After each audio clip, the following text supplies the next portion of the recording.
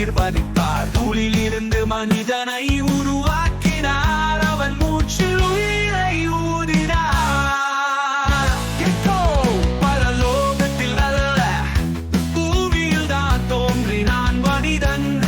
தேவன் செய்த சொற்புதங்கள் இதுவே.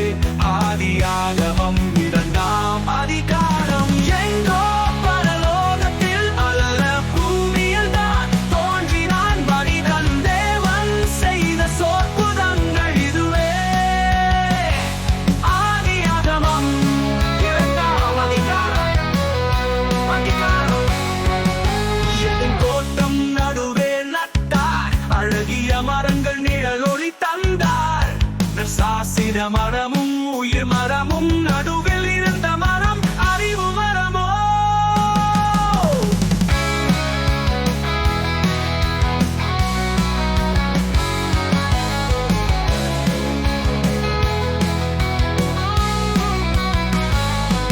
நதிகள் 4 தோட்டத்தில் பிரிந்தன. பீஷோன், கீஹோன், கிழக்கேல், யூபிரதேஸ். தங்கமும் ரத்தினமும் நிலத்தில் நிறைந்தது. நேசமாக தன்னை காட்டினார் தேவன். மனிதனை வேலைக்கு வைத்தார் தோட்டத்தில்.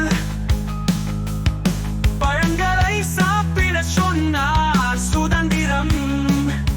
ஆனால் அறிவு மரத்தை தடை செய்தார். அதை கணத்தால் மரணம் வரும் என்றாரா. அவன் தனிமையால் பரிதவித்தான். தேவன் உயிரினங்கள் அனைத்தையும் படைத்தார். ஆனாலும் துணைவி அவனுக்கு தேவையாய். அவனோடு ஒன்று சேரும்படி எலிசபெதா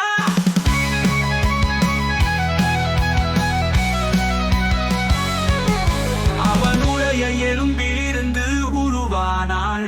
அவளுக்கு பெண் என பெயர் வைத்தார். எலும்பில் எலும்பும் மாமிசத்தின் மாமிசமும்.